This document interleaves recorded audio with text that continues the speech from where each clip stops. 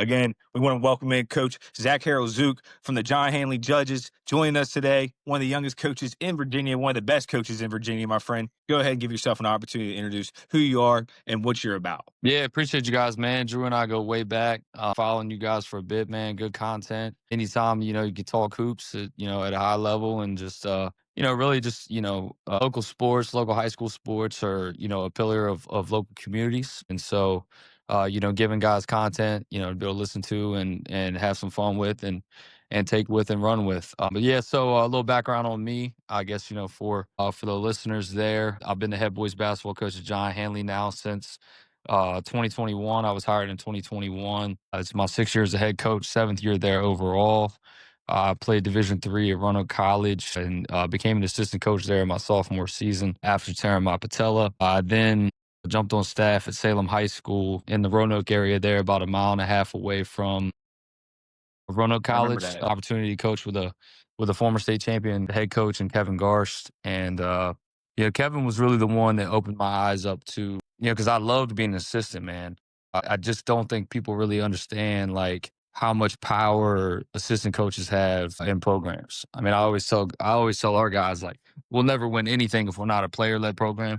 But if your assistant coaches aren't leading, you won't go far at all either. And I told our coaches that at our we just had our preseason meeting last night. It's been a weird fall for us, man. It's the most guys I've ever had playing football, which is great. Great for them and stuff.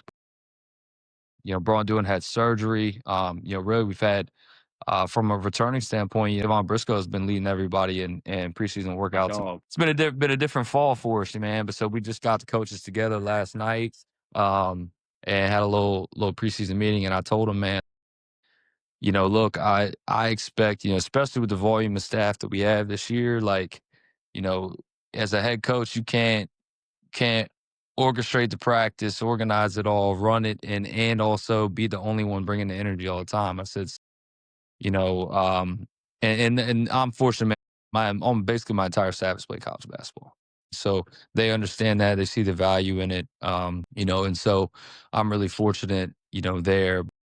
Coach Garst was the one that kind of really opened my eyes to being a head coach, maybe sooner than I thought. And he told me just about cultural impact it had on the guys there at Salem. That first year there when I was an assistant, that was when I really kind of had to decide, do I want to coach at the high school level, or do I want to coach at the college level? And I've always been big on challenges and impact. I mean, I think coaching at the high school level is a bigger challenge in the sense of you have to coach with the hand you're dealt with Right. versus you create your hand and coach to that hand, right? And obviously, there's a pillar of challenges at collegiate coaching now that are so different than when we played, Drew. Way different. Everything comes with challenges, but I like the challenges of the high school level and the ability to impact. Have I feel a greater impact on lives, especially now in the college landscape. You may only have a guy for 6 months and that's it, and Right. so It's a I like rental. yeah, I like the ability of being able to coach guys for, as I say, 6 years, because we start working with them right in middle school and all the Right. middle schoolers. Right to the next question. Obviously, you've been there for so long and you guys had such a great game against Spring Mills last year and everybody was looking forward to kind of that home and home matchup. And Josh, before I let you take over, because I think you have an interesting perspective about becoming a new assistant yourself, what do you say to people like with them saying that, hey, you're ducking Spring Mills, but you're playing Oak Hill? You know what I mean? Like, I feel like that's a weird question, but it's a question that constantly gets asked to me about why Handley isn't playing Spring Mills. What's your comment on it? Yeah, I think, obviously a ton of respect for that program. I mean, that game, I felt like, hopefully they got out of that what we got out of it. I mean, I know they went on and won a state title. I thought coach came in there, stepped into a interesting and tough situation, didn't lose the locker room at all, kept moving those guys forward. I mean, I know we got so much out of that game, man. I don't know if we were playing in a state semifinal if we didn't get that really, really tough challenge. It was a great game, great for both communities. So first off, I mean, nothing but respect for their program. We had every intention to play them. And so as we were making our schedule this year, one of the things I committed to early on was we had gotten an invite to the Arby's Classic. And the original agreement that we had talked about was that, we would just go play Oak Hill, and we'd be a one-game commitment. Now, and the part of the agreement was that, teams have to play basically it's tournament style. So like Right. win or lose against Oak Hill, we're going on to a different bracket, vice versa, whatever. And we kind of talk Christmas down there, I mean, we're playing Millbrook like the very next night. We were exploring, trying to do a one and done type situation down there. Really, I was going to try to do some team bonding stuff down in the area, take the guys to a couple different college practices on the way down. But, and so I had 2 games open because of that. We had thought that we were just going to be a one and done down there. But we with contractual agreement, and they're taking care of our hotels, food, all sorts of other things. And that so, that we didn't that, hey, we have 2 perfect situations for home and home. I then took things a step further. Like I said, I got a lot of respect for that program. I thought it was a great matchup. I think both communities deserve great So basketball. you still try to play it even though kind of scheduling really constricted your hand. That's what you're saying, right? So I tried to get there are certain required district games that we have to play. And I try not our class. We have to play every class 4 twice. That's required. They're all in our region, but basically it's so different than when we played Drew, but now it's all regions and no class and no Yeah. district It's play. very But similar how it is. you still play your district teams. But the challenge with that is there's only 5 class 4s, and then there's 8 class 3s or so. And so basically, so that everyone can make their schedules easily, there an agreement that our district kind of came to, and I say district, but was that every class 4 will play a class 3 Opponent. 3 yeah, we'll play a class 3 twice, and you have to play 3 opponents twice. So you get 6 games from that. And the way that they did it, they just kinda drew out of a hat for opponents. I love it. Rather than like, "Hey, can we pick them?" and this and that. And so, needless to say, 2 opponents that we have. I mean, me and the coach have mutually agreed, like, "Hey, it's better for both of our programs to not play this game." But, I had an AD resignation in August 1st, and so, he was kinda working through trying to get some of those canceled. But it asks a lot of, other Right. schools and stuff to drop games and No, different I get things. it. We tried to make it work, man. I mean, I have no doubt they're gonna continue to be a great program, and, hopefully we can make something happen. I mean, I'd like to, you know, hey, even if we do a home and home, like, type thing, what if we play a game at Shepherd and a game at SU or something, That would Yeah, I mean, something like that because, I the mean, the I'd gym would never be trade packed. I'd never trade having that home environment like we did, but I also think both communities would enjoy something like that. Yes. So yeah, I'm absolutely not ruling it out for the future, man. Yeah, now what I will say is, man, there's a lot of programs that duck smoke, but John Handley's certainly not one. No. So to address your first question, I mean, I probably the only team in a 60-mile radius from a public standpoint that's playing a team with 3 guys in the ESPN top 25. So we're certainly not that. Playing Verina again on the road, so that was another thing from a schedule perspective.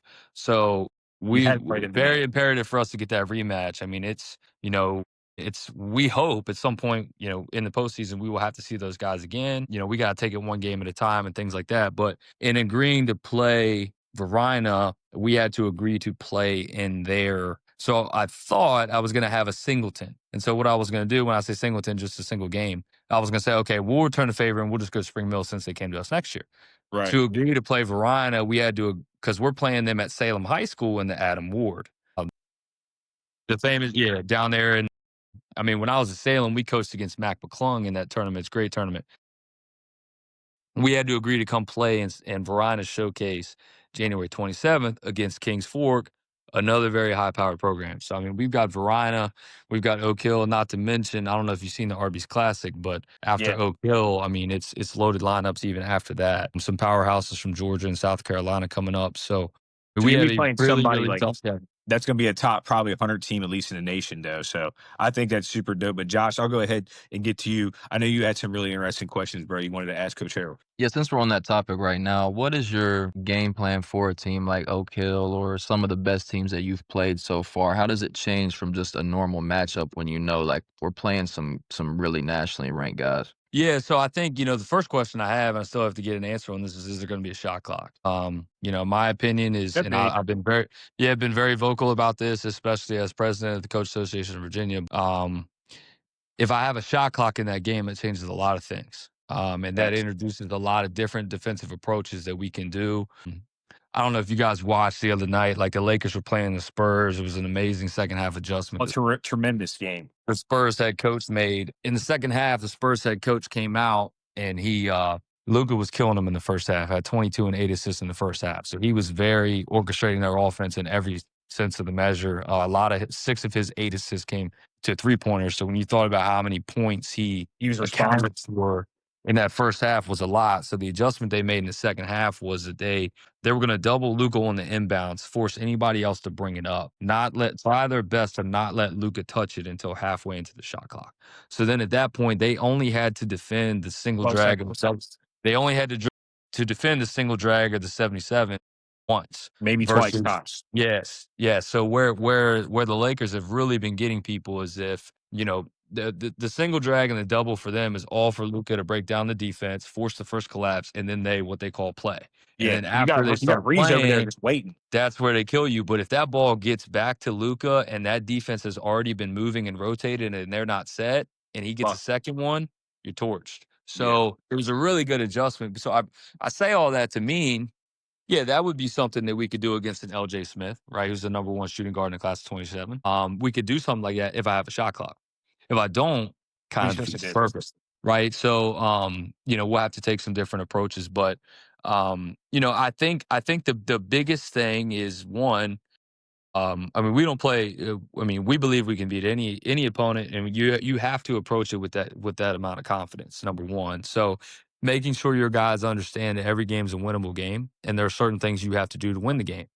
That being said, your margin for error is significantly smaller the higher level of competition that you play. So we are going to really emphasize in a game like that turnovers, free throws, rebounds. Those are the 3 categories that we really track the most. You can go back. There's a big study done, a canvas over the last 10 years, all college basketball games, over 130,000 games that they analyzed. If you can win the battle of free throws, turnovers, and rebounds, and you win all 3 categories in a game, you have a 97% chance to win the game. So we're gonna focus on the glass. We're gonna focus on playing foul free defensively. We're trying our best to force one shot and done. Ideally, force a tough midi, and value and take care of the basketball. And I would tell my guys in a game like that, I'd rather you chuck the ball into the stands so we can set up on defense and have a live ball turnover. So trim it down on live ball turnovers, and then most importantly, shot selection and getting what we want offensively. So valuing and take care of the basketball and being able to take good shots. Because a bad shot's the first pass in the opponent's transition. So being able to take care of the basketball and get good shots, and it's going to be harder to get great shots against a team like that. So you're going to have to be a little bit patient with the basketball, handle it well, and but yeah, you have to. Our motto is be prepared, be organized, and compete. And we're going to be that for the game. We'll have everything scouted out, prepared for, defend it to the best of our ability. And but you have to understand that the margin for error is significantly shorter. You have a much shorter leash for error in games like that. So you go back to our state semi game, you go to the Spring Mills game. You think about how close the Spring Mills game was. I know Will went off for 22 in the first half. Yeah, the only category of those 3 that we won in that game was free throws. We actually shot insane from the line that night. I think we were 23 for 24 from the free throw line. But we lost the turnover. Y'all missed 2 because you missed 1 in the 4th too, right? Yeah. So maybe 22 for 24. But but in that game it went to OT and came down to the wire, right? Best game I've seen as a high school game. 1 to 2 possession game, but we lost rebound battle and we lost the turnover battle.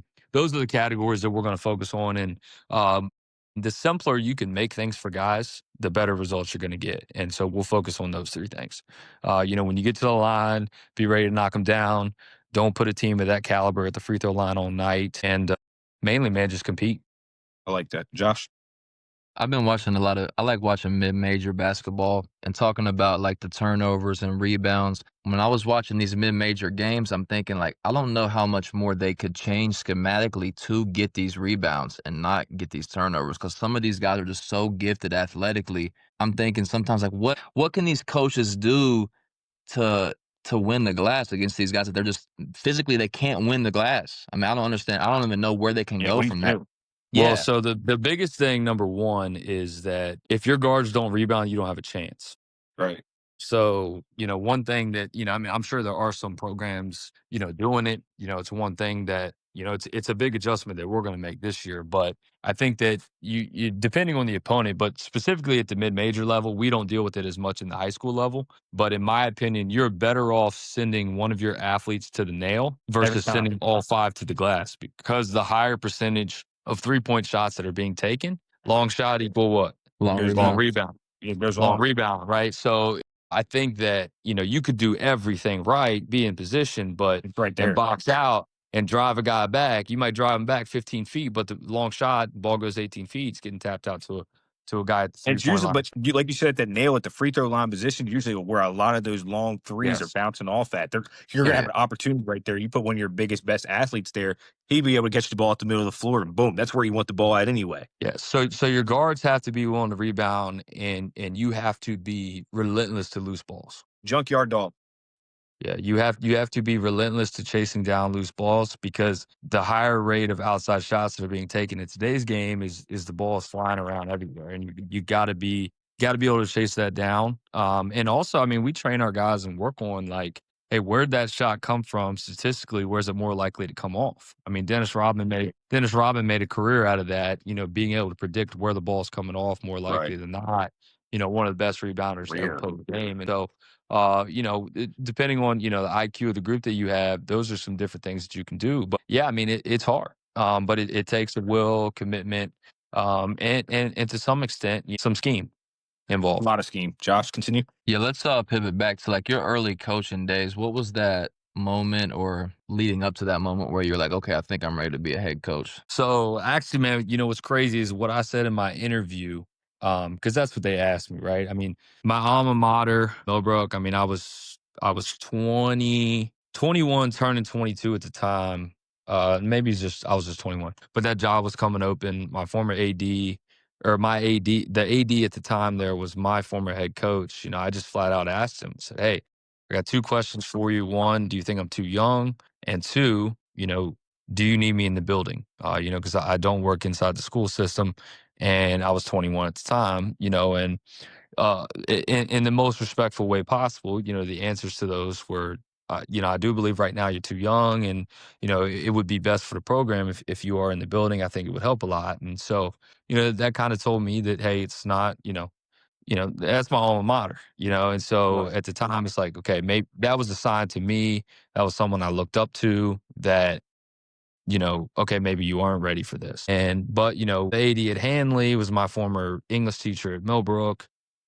He was the head football coach there. And, at the time, I had to kind of make a decision. I was like, well, if I don't know the certainty of who's going to be hired there, what that staff's going to look like. I was like, if I'm going to go assist at any program, I want to go assist where I'm going to develop as an assistant Right. coach. So the only answer there at the time for me was Jason Toten. And so, I got on. Timing kind of worked out perfectly. Jason had an opening, hired me and brought me in, and I learned a ton from Jason that year. But what I also saw in Jason that year was a major willingness to trust me with a lot of things. Right. And this is a coach that had been to 2 state finals in the last 7 years. I don't think people understand how hard that is to do. Extremely difficult, especially where And they're he at. was yeah, and he was trusting me with a lot of things, and so that really instilled a lot of confidence in me. So, I thought I was getting towards the point of being ready, but I say that because, and I'll circle back, I actually said in my interview, I said, anyone that tells you that they're ready for anything is lying. It's a I said, fact. I wasn't ready for my dad to have stage 4 cancer 5 days after I graduated college. I wasn't ready for that. I said I wasn't ready for that. I said, I can't sit here and tell you I'm ready. Can't sit here and tell you I'm ready to be a head coach. We're not ready to lose a close friend to suicide. Like, Right. no one's ready for anything. But I said, but what I can tell you is, I want you to look at everything that I've been a part of and what I've done with it when I've been there. I said, so I can't sit here and tell you that I'm ready for this opportunity. But what I will sit here and tell you is that I'm going to do everything in my power to make sure that every single one of you in this room never once doubted hiring me. Right. And I feel pretty confident that that panel would say to And this agreed to day that today.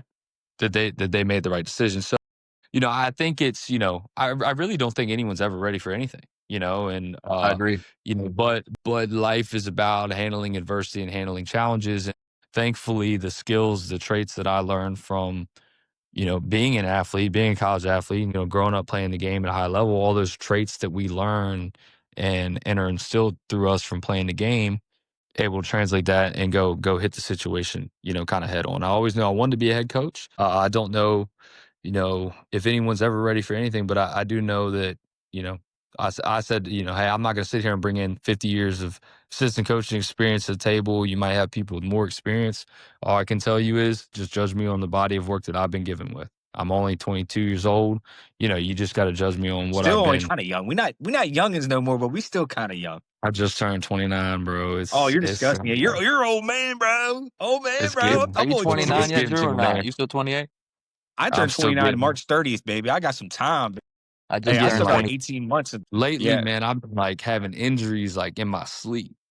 Like I'll gosh, wake yeah. up. My back tweaks all That's the when time. that's when it really hit me. So my wife Raleigh, she tells me I'm 30 every day just to mess with me. But Basically, it's your 30th lap. So, but I want to ask you something because again, we talked about this off the air, and it was the fact that you interviewed with Tom Izzo. You say you're never truly ready to do something. I don't know if I'd be ready right now to interview Tom Izzo. How did you get ready to do that? man, I think what are two things that him and I have in common? We love the game of basketball, right? And so what are things that you have in common? And I was fortunate when I was at Roanoke College. My college coach, my freshman year, Paige Moore, he was the former at the time he was the president of the NABC. So Paige kind of brought me on as like basically an executive assistant. And man, when I say I saved every phone number, saved every Excel sheet, made all the contacts I possibly could, like I was very fortunate through Paige to be able to get really connected with coaches at the college level. So I think, you find common ground, Of course. find commonalities, you find things that you all share, people that you know, and but it's easy to have conversations with people when you share the same passion. And when you have things like, being able to talk about the game of basketball is easy for me. I love talking about basketball, and All day we could do it. that's that part. Yeah, so that part, is you know simple for me. I feel like. No, I completely agree, Josh. Yeah, back to your early coaching days. Did you have like early lessons that stood out or just like struggles as a head coach where you were like, oh, now I'm in it. Like now this is where I find out what I need to learn. Yeah, man, I learn every day, man. Today was the first day of tryouts. I don't have a lot of guys there from football, man. I learned a lot today. Just I just learn every day, make things, grow. I'll blame any loss we have on me and reflect and look back and hey, how can I grow? How can we do this? How can we be better? But that's what fascinates me, man. Like I guess the day I stopped learning is the day I'd stop coaching. Like I'm fascinated with consuming knowledge about basketball, leadership, coaching, developing young men, like all of that stuff is just, fascinating to me. And, it's kind of the art of it. I think last year, reflecting back on, the state semifinal game, man, there's things I would have done differently knowing what I know now. And the next time we go into that situation, yeah, we were up 8, going in real late in the third. I think they'd cut it to 2, getting ready to go into the fourth. And man, we just had like 5 possessions in a row in that fourth quarter where we had a turnover. And what I was trying to do was make sure that, hey, we got a good shot. Like make sure we get a good shot. Can we get in? Like we weren't running offense. Like we weren't really getting in anything. We weren't making them work. But at the end of the day, man, they were pressuring the ball almost all the way out to half court, denying almost all the way over to the other shot. I should have just said, go buy him. That's all you should play. Don't Go play buy a him. robot. If Don't they're be a gonna robot. pressure, if they're gonna play you all the way out to half court, if they're gonna deny 1 and 2 passes away, and they're gonna pressure the ball that far out, just go buy them. Just go It's a buy them. ludicrous plan. And I forced my point guard to keep trying to get set, get us into something, and that's on me, and so that's a good lesson to have, because like I said, I'm only 29, and we're gonna play teams like that, you know, if we get where we want to go, those are the types of teams that we're gonna see. And so, rather than running, your hey, oh, we need some pressure beaters, we need this, just go buy them. Just go buy them. That's Just go it. buy them, and That's that's simple. One something move and that's go. yeah, that's something that I learned from it's something I learned from this past year. And if we can't do that, then we don't deserve to win a game. Right. But, I feel like I overcomplicated that situation for our guys in that moment. And, that's something that I learned. I take lessons from kind of everything, and my very first year we went all the way to state final. We ended up losing that. We had from outside shooting wise, we were 0 for 14. So I learned about, hey, what is the way that, hey, how can you win a game when you were just truly off from outside? And, at Got it. what point do you make that adjustment? At what point do you make that adjustment? At what point do you do that? Those guys the game before on the road, 5 hours away on the road, we're knocking them down, and then we're hosting a state final at home, and we can't hit the broadside of a barn, but so But it's how that game yeah, goes. That's why when you always shoot a learning lot that. of threes, you got to play pressure defense. You got to force turnovers. You got to win the rebounding battle, and you can't turn the ball over. You know what I mean? That's my personal opinion. Yeah. Yeah, absolutely. Well, when you think about it, the thing about that rebounding category, right, is like, okay, if we miss 14 threes, then that's 14 rebounds for them. Exactly. Right? So, like, the rebounding battle and statistics of rebounding tell you about your shooting performance more than your shooting performance does, Of right? course. So it tells you a lot about the game, and so, that was another game when we lost, we actually lost all 3 of those battles, in that game too. So, yeah, in short, man, I feel like, I'm constantly learning every single day. I'm a junkie for knowledge, a junkie for learning, and, a saying at least in our program is ego is the enemy. The one thing that I cannot stand, can't resonate with, is coaches think they have all the answers. Huh. That's something I can't resonate with. So I No, I want to stay on completely I'm that agree. just constant.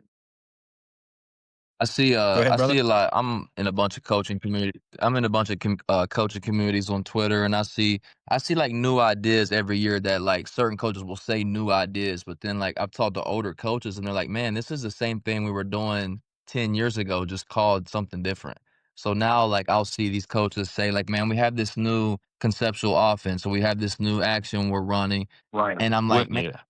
When and I'm really like, it's just a version of the Princeton. yeah, so I'm Yes, like, that's all it I is. The saw a tweet Princeton the other offense, day. dude. Yeah, I Yes. saw a tweet the other day. It said, "There's 100 ways to win a game," and it said Virginia used to play a certain way, North Carolina used to play a certain way.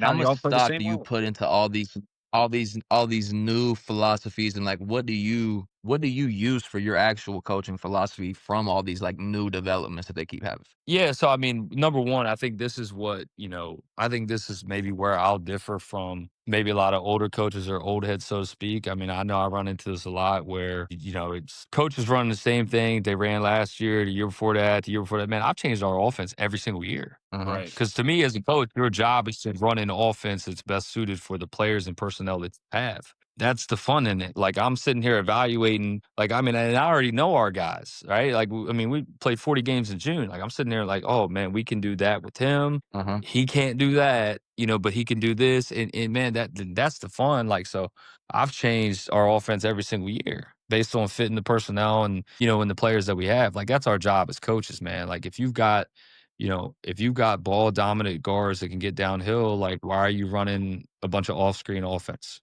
Or why? Or you know, if you've got a bunch of shooters, Right. and they're really good at reading screens, why are you running dribble drive? Like they don't fit dribble drive. You got to change the offense. You You got to have change to the scheme. adjust So with who you to have. me, personnel dictates what you do. Personnel dictates what you do. That's And true. so, it's a You can't quote that dictate I the actually learned in personnel. The college personnel from. dictates you. Exactly. That's a banger right there. Yes, yeah. So the quote that I use is that shoes are made to fit the feet, not the feet to the shoes, and shoes vary in all sizes and conformation. So if I got a kid that's a size 10, I can't put a size 13 shoe on them. No, Vice versa, no, right? like So, I don't think. but that's the fun in it to me, man. Yeah, so Zach, you spoke on how important it is though to win the rebounding turnover battle too, and also the free throw battle is a huge disparity as well. Yep. How important is it for you to win that big three in those categories whenever you're going into these games? Yeah, I mean, extremely. Like I said, man, it's if you can't win those battles, you have it statistically you don't have a great chance to win the game, man. And kind of circling back to the Josh's question before too about some of these new concepts and different things like that. I feel like I know we buy into analytics, we use it daily. I use full court analytics with Josh Kelly. We use Synergy as well, same thing all college basketball programs use. Analytics is basically data, right? It's a fancy word for data, but To me, analytics is the act of what you do with it, and that's really what's important. And as a coach, you got to be able to make those decisions. And so, um, I think new concepts and this and that. I mean, there's certainly things out there that present challenges for the defense, but basketball is a game that it's a big circle. At one point in time they're emphasizing post play, and then now it's all guard play. Now you're seeing more post play again. I mean, Right. so everything is full circle. But I mean, if you watch the Golden State Warriors, I mean, the action that they've run for years is throw Same it to split. throw it to same side split, right? Throw it to Draymond in the T post area, bring Steph off the split or have him set the split. And You know, basically dribble handoff action Same and thing every try time. to create some space. one's going back door and one's coming to the ball, and hey, maybe you evolve that to if the guy comes all the way to the ball, maybe it's pitch, get, and step up ball screen on the side now, right? But it's still the same concept. So that concept is low post from the Princeton. It's the same thing, right? And you look at hey, empty side ball screen. Well, empty ball screen is a form of the Princeton offense after point. If you run point over, then you're getting an empty ball screen on that side, right? So it's a lot of it is the game just evolving with different touches and different things like that. And I mean, we've all the dunker spot. Hey, Dunker spots huge. put a guy in a dunker spot, and hey, space the floor out, this and that. Hmm. Yeah, but then 2 years ago, Joe Mazzulla won an NBA championship by putting Drew Holiday in the dunker spot. So It what worked. that did was took away the rim protection. Now you got a 6'3", 6'4" guard protecting the rim versus having a 7-footer down there, and you got the 7-footers defending on the wings. So that everything is the same, but it's what you do with it and It's way different though. It's a different how ring. can you make tweaks, right? There's so many ways to win a basketball game, man. So many ways. There are, a million ways, like you said, a million ways to skin a cat, and a million ways to run a system. It's to me, it's about what's best for your guys. It's your job as a coach to formulate the best system, that fits your players and your personnel. I mean, if you have a team that's going to struggle to score the basketball, then you probably shouldn't play a high tempo game. No. Yeah. If you got a team that can score the ball, then if you feel you are, and this kind of goes back to your O'Kill question, but if you feel like you are more talented than the other team, then you want to maximize as many possessions in that game as possible. Of And course. your defense needs to marry your offense, right? So, but if you feel like, hey, we got a very few margin to win here, you might want to shrink and shorten possessions. By the same token, you still may want to push when you get a defensive rebound because it might be harder to score on them when they're a set Of defense course. than it is if you can get out and run and be able to create an advantage that way. So, a lot of different ways to win basketball games, but guarantee yourself a loss if you lose rebounding, free throws, and turnover battle. You got 3% chance to win if you lose Right. all three games. So, No, and that's analytics, and that's what we do with analytics. We ingrain those three categories into our practices. If you turn a ball over, I mean, I'm no Huggins, man. I can't have a treadmill in the gym, man. It's a logistical nightmare. But we do got a 45-pound plate wrapped in a towel. Go ahead and push that across the floor. Go ahead and Yeah. push the And those towel down three and back. things, you can play any style offense, and if you have those three core values and you win that battle, it doesn't Yeah. matter if you walk the You ball need off to the win court two and of run. those. My personal opinion Yeah. is if you have the rebounding, free throw, and basically the turnover percentage, you need to win two of those three. If you do that, you're going to find yourself in position to win the Yeah. game. And that doesn't matter if you walk the ball up the court and run sets the whole game, or that doesn't matter if your team is reading and reacting the whole game. Like, and I watch a lot of mid majors, and I'll watch a podcast for a little bit, and then I'll watch their games, and I'm like, man, I don't think every team in the country, like, if mid major teams are struggling to run conceptual offense and make decisions on their own, and their offense looks stagnant, I'm like, there's no way every high school in West Virginia should be trying to run a Of conceptual course. based offense, man. You got to be able to create something for your guys. They're not always going to be able to create for you unless you But like have these kids, type of some like The biggest problem with that too, though, and this is one of the biggest things that I am very passionate about. I'm fortunate to be in a position to hopefully change some of this stuff and be an advocate for it. But really hard to run a conceptual offense at the high school level when you're not developing kids conceptually at the grassroots level. exactly. So, I said 2 years ago that by next year, 33% of the NCAA would be European. It's already almost there. You're Yeah. about 1 year removed Yeah. from an entire starting five of Europeans at 100%. public American taxpayer subsidized universities. You're Insane, about right? 1 year removed from it. Yeah, but what do? They develop their kids conceptually at a young Fundamentals. age. They don't play 900 games a year, practicing the same skills and bad habits that they already have, playing 4 games a day, jogging up and down the floor, practicing We've talked bad about habits, this not exact holding thing on anybody every accountable. pod. Every Yeah. pod, it always goes back to the The AAU exact circuits. same thing. Yeah. Yeah, trust me. No coach in America right now who's on a contract and can be fired at any point in time is taking an 18-year-old American kid over 22-year-old European. It's Now, insane. do you That's what I'm think the saying. That's why the development recruiting problem? process Yeah. completely different, Josh. Yeah, our Do you development think the problem is grassroots. Our kids play a million yeah, games and spend very little time in the gym developing besides dribbling around You don't cones. get no better and like that. the grassroots problem, you can't even blame the kids either. Really, you have to blame like the adults that are kind of in it for the reason of profit and not for helping kids and being the Exactly. people. They don't care about these kids. That or ego. If you think you know Yeah, everything, and at the end of the day, those guys over there are playing probably one game a week. They're training probably 6 days a week, and when they're training, they're playing small sided games to develop oh, conceptual knowledge 100%. of the game. And over here, we're dribbling around cones. Situational stuff Yeah, too. Yeah, yeah. And they're I they're don't know how playing you two on fix it. two ball screen on the empty side. They're playing 3-on-3, no dribbles. Right. They're doing things like that, and then they'll play a game later in the week. I mean, we have to, and this is a hard thing for us as American society, is accepting that somebody else is doing something better. It's a really hard concept for us to do, and we have to look ourselves in the mirror and realize that hey, maybe the game is being played better elsewhere. And for me, I mean, my only concern is for the kids. Yeah, Our kids are being left behind, and I refuse to take the stance. There's only so much I can do. I'm gonna try to do everything I can to help change that. But I don't think we're far removed from, you know, our level turning into, teenagers playing pro versus playing AAU. I yeah. could see that coming in a year or two as well. So Yeah, I tell my coaches sometimes, like, I think certain grassroots and like certain grassroots coaches and programs, I think they're almost trying to like completely push out high school sports to the point that like I'm seeing like grassroots tryouts a week before high school tryouts. And then I'm seeing their coaches at every game. Like they're making you think like, hey, this is more important than your high school team. This is how you're going to get to this next level. You play with this team, you get to this college. Like it's pushing it out, man. well, and part of it is, and we've helped fix this some. I mean, this is a big topic of discussion for us at the national, coaches convention in Savannah, Georgia. Was hey, can we expand the high school live period? Can we expand? Is there a way that we can do more? I mean, you talk about 5 years ago, there was no high school live period for public, or private school. I mean, so. But in a way, as an institution, we failed the kids because we've told them that's what they have to do to get recruited. They have to go play Yeah. AAU. They have to do that. Like at the end of the day, man, parents only want to do what's best for the kids. And as institutions, we've told them this is what you have to do to. So of course the kids are going to go play AAU. Of course they're going to do that. And I'm a glass half full guy, man. I mean, I don't think anybody gets into coaching for, you know, mal reasons or anything like that. But I just think that if we can all, grasp the, concept and sense of can we look at this and figure is there a way that we can do this better, and it has to be a grassroots movement across the US, not just well this coach does it, that coach doesn't.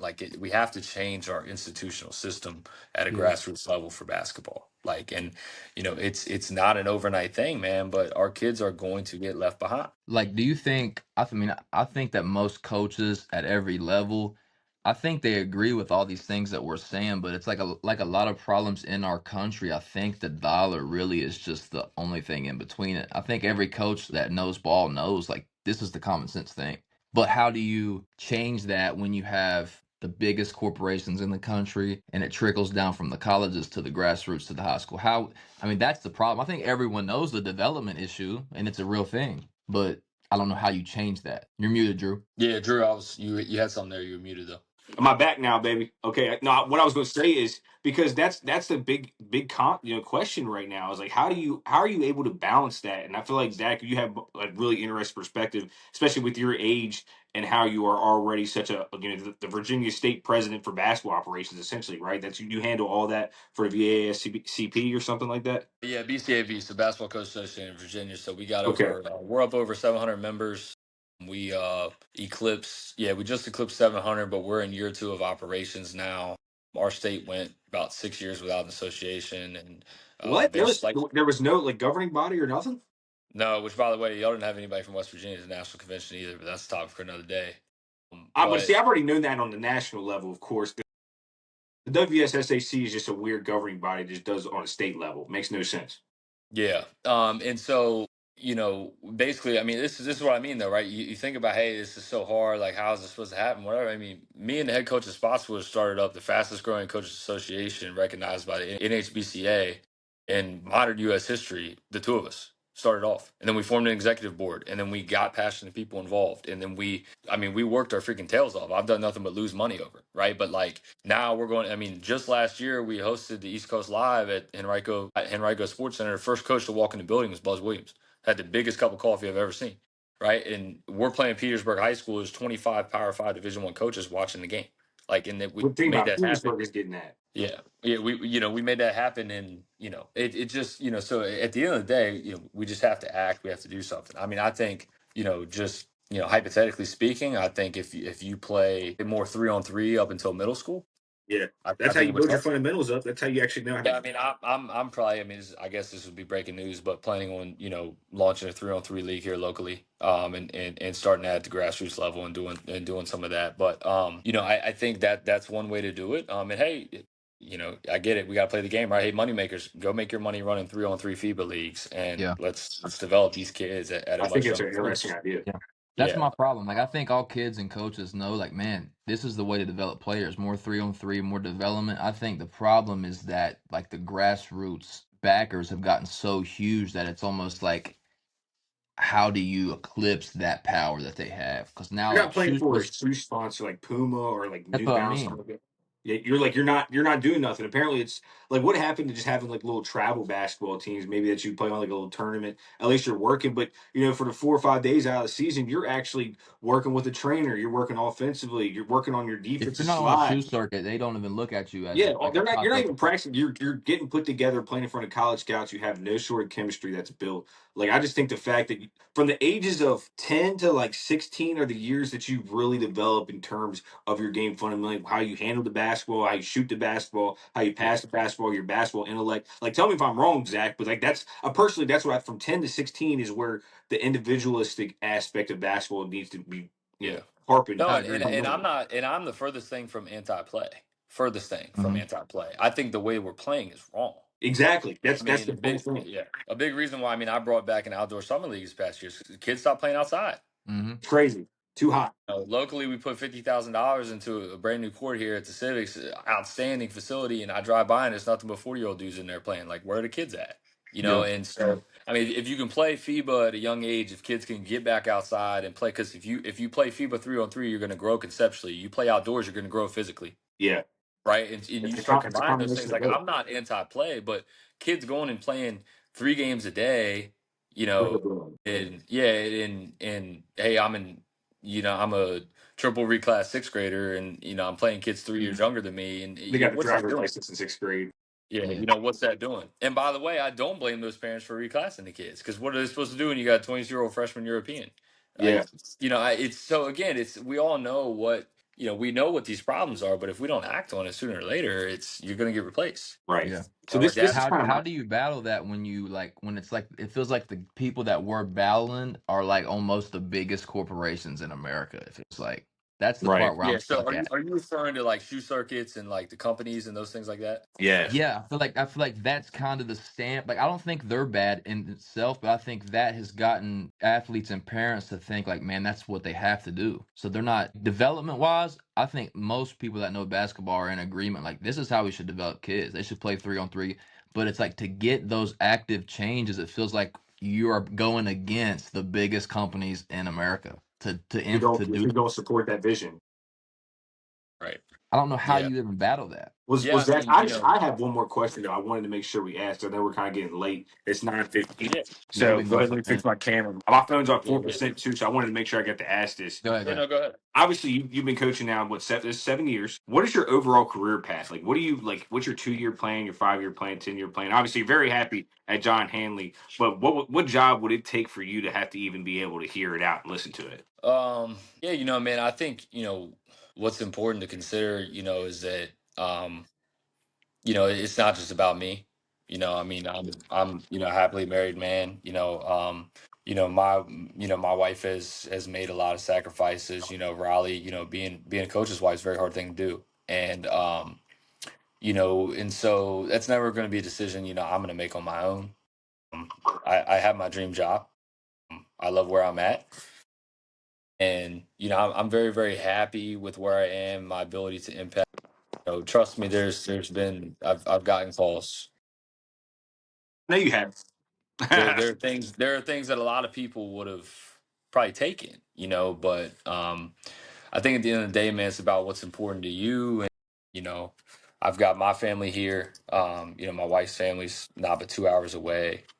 So it's yeah, I'm such a focus on the moment guy. Um, my coaches were, talking about, man, like, you know, states and this. I said, man, I'm focused on, like, are we going to be able to teach on ball defense correctly? Are you going to focus on Exactly. having nose on the ball? Like, we got to break down step and catch, footwork, and like we got to build this. Like, it's just, I'm always been so focused on the moment, and yeah, I'm very happy where I am. I think that question though is a natural one in the sense that rarely do Have to people think about find their dream job at 2022. it. Right. Rarely do you find that, I've had a very rare career path and been very fortunate for it. And yeah, I'm very happy, man. It'd be hard for me Be very to hard for ever you. yeah, it'd be very hard for me to ever leave this place. So I'm I could see you, but very the happy thing to be here. is, I don't mean to cut you off. I could see you coaching at like a Virginia Tech or a Virginia. Like I could see you coaching at a state flagship program because I think your impact is so great at the high school level. Don't get me wrong, because I think you impact 15 to 18-year-olds from your age. But as you get older, maybe like the 42 to 50 range, I think your impact could then start translating over to the college game because hopefully by then, there's some sort of simplicity, a governing body that actually cares about the sport. I just think in the long run, yeah, you have a perfect job right now. If somebody like say North Carolina offered you a job, I think that would be something you at least have to entertain. Yeah, so it was 2 years ago. I was offered a lower level assistant job in the ACC, and at the time, man, just yeah, it's hard, man. It's my wife always says like she looks up the salaries of the assistant coaches, and but at the end of the day, I don't coach for money. Good buddy of mine, he's kind of followed a coach from he started D3 and he's followed him all the way to Division 1, and 10 years down the road now he's making $500,000 as assistant coach in the ACC. You know, like, but at the end of the day, it's just that it's not what I'm motivated by. And I think even more about, like, as the college landscape has changed so much, it's turned me off to it even more. Of So, course. for example, like good coaching buddy of mine, Brett McConnell, been at Princeton for 14 years. Actually recruited me to Princeton. Was real honest recruiter with me. One of the things I appreciated most about him was like telling me exactly where I was, how many guys were in front of me, and just being really realistic about the whole thing. He's out at Stanford right now, and so he's. So he's working with international, yeah. Yeah. I mean, it's so different, Insane. man. It's crazy, and not to mention the volatility of it. Like, Mhm. yeah, I've lived here my whole life, and some of these coaches, man, you change your programs every year. You might get fired. You might get promoted. Go there, go here, go there. So all of that involves more than just me, and it impacts other people. So, very happy where I'm at right now, man, and can't complain one bit. For sure, Josh. That's all the questions I have for Coach today. I know if you got any more, go ahead and rapid fire, my brother. I got two quick more. If your phone dies, I'll finish it Man, afterwards. If my I phone dies, got you guys yeah, know to carry it out. But I I'm I got wanted actually to I got get charging I right time, want to now. get man. those thoughts on your shoe circuit question, and then I got one more for you. So, how do you implement the 3-on-3 or the development when it feels like the biggest companies in the country are the ones that are running this style that we said is kind of holding back growth because they're Yeah. playing the 5-on-5, and I mean they're the ones playing a lot of games. Yeah, one, I mean, if the companies were smart, and I've had preliminary talks with New Balance and some other companies and stuff, but if they were smart, they would develop a 3-on-3 league, and they would run that, and they would do that at the grassroots level. So you could run that simultaneously with the 5-on-5. And here's the reason that I say that is that what's the whole reason why they're doing the shoe circuit stuff, right? Make Or what's money. the whole reason is to get one of those guys signed to the shoe deal and have them in place, right? So Steph Curry Yeah, with Under Armour, Cooper Flag with right? And the Nike circuit is pretty much about the best athletes in the world. Nike's hoping they can get a deal with AJ Despinenza, right? Like yep, that's how it goes.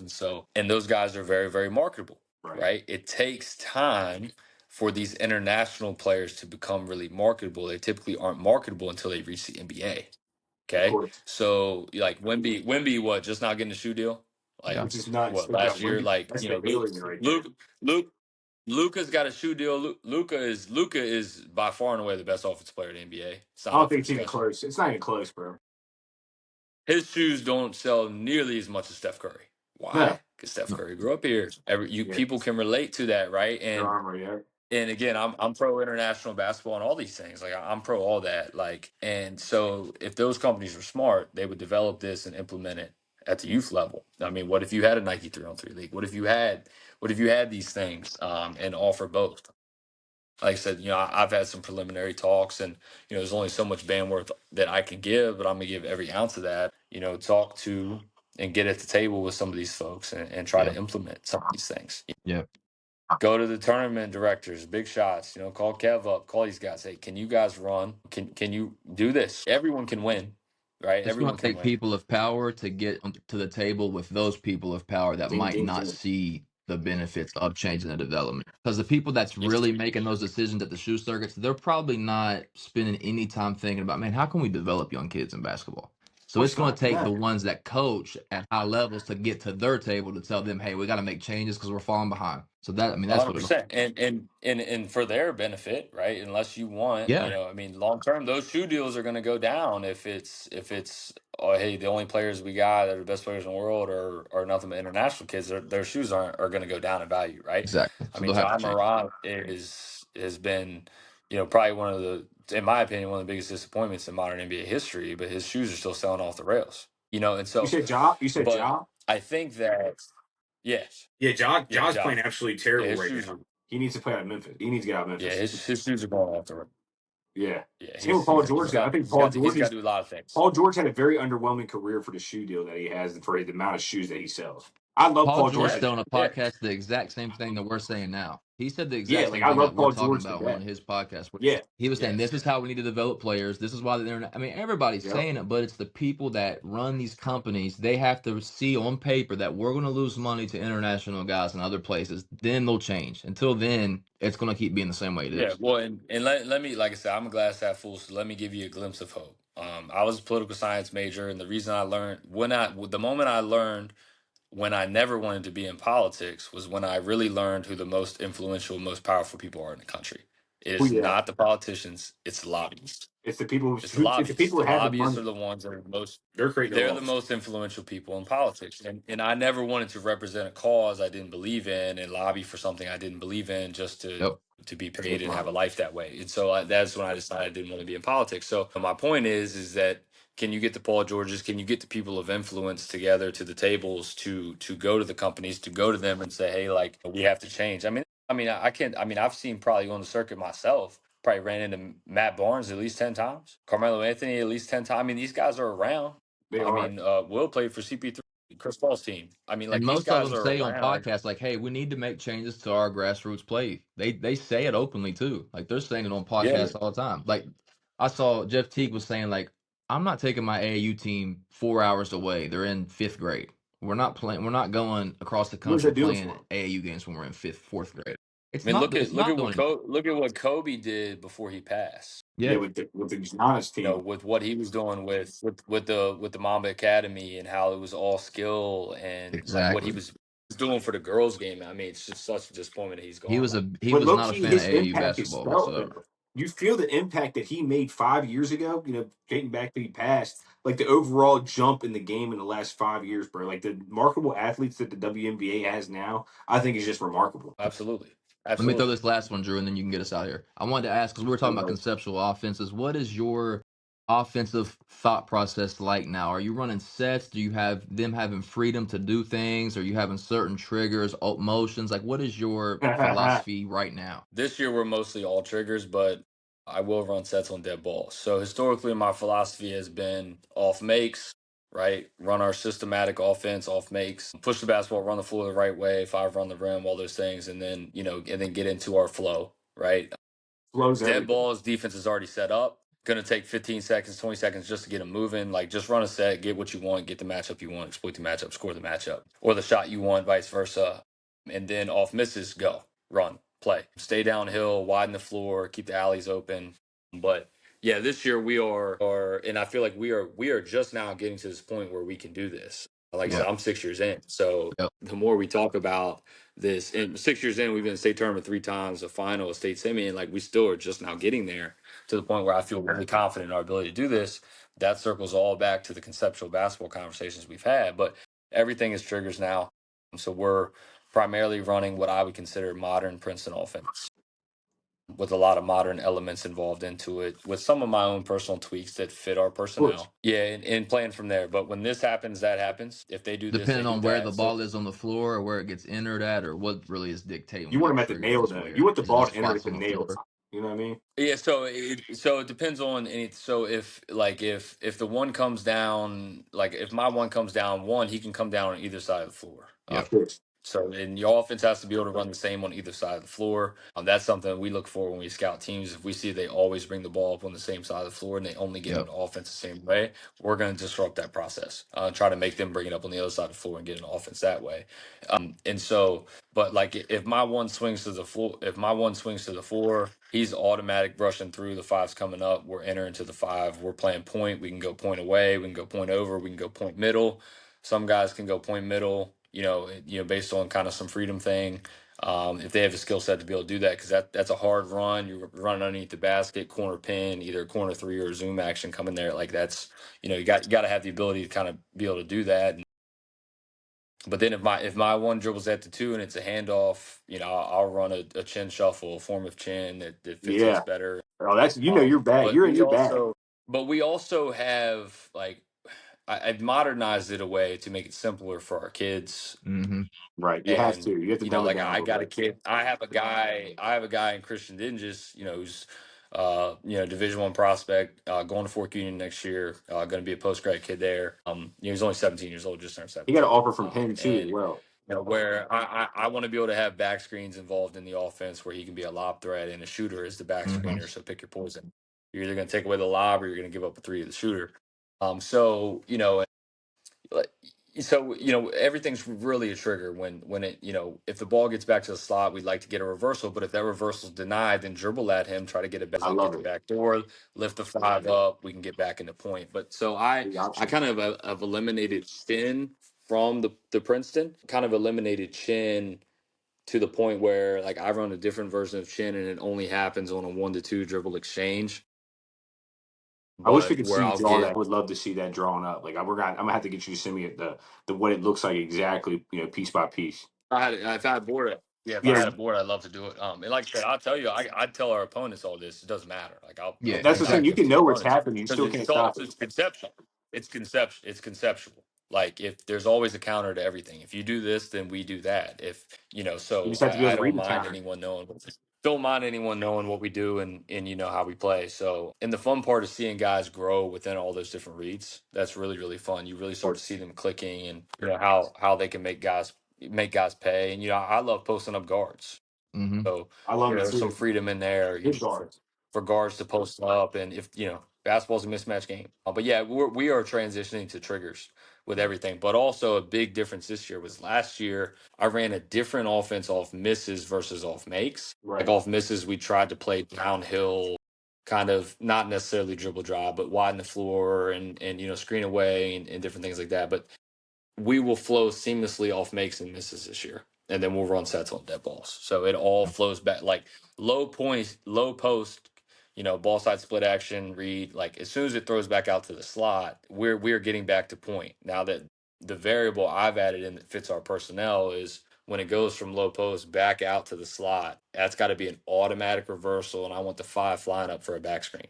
Okay. Because if That makes Christian can sense. get Okay. that, we're gonna dunk it at the rim. We'll And be able to then operate. if the back screen is gonna be a pressure entry relief for the five, so he can Perfect. throw it right into the five. Boom. Drop it right We can down, get back bucket. to point. Yeah. And Yeah, they're and I they're got not they're fives not that struggling or hesitating now. can get it and turn the corner. No, you So gotta they're play. running that You gotta make smoothly now quick to where decisions.